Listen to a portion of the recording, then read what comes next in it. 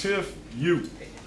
When I was about, I think 10, I was visiting my grandparents who live in Indiana, and my grandpa is a preacher, and their church was going to have like a mini talent show. So I conversed with my grandma, and she figured out that maybe I could just memorize the New Testament. What? And I said, okay. So the New Testament is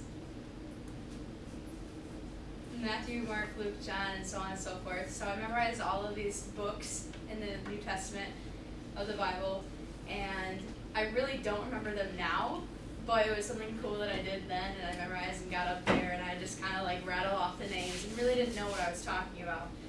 But so today I'm going to show you just how to navigate a Bible. I'm not really going to thump you in the head with it and teach you what's in it. I'm just going to show you what it actually consists of and maybe help you understand a little bit more what people mean when they say Bible terms.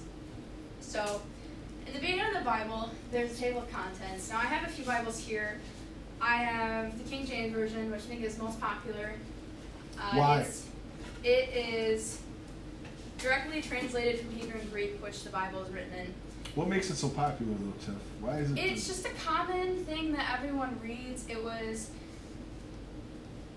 just published, and it was one of those things where churches kind of grabbed onto it. Certain churches have certain Bibles, so you have some churches that read the Torah, which is just the first couple of chapters of the Old Testament, and I'll get into that all to show you.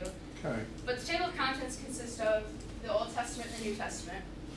The Old Testament is before Jesus, and the New Testament is after. All of the books, all of these names are books, and they all consist of different stories that lead to the same story. So there's Genesis, which I think is pretty common. In the beginning, there was light and dark, and so Genesis literally means in the beginning. So it's the beginning of the Bible, and the Bible, you have to understand, isn't really in chronological order. You can buy Bibles that are in chronological order, but essentially they are just ordered in a way that helps give the idea of the story in essence of it makes sense. So the first 5 books are Genesis. Tiff, just hold on just a second.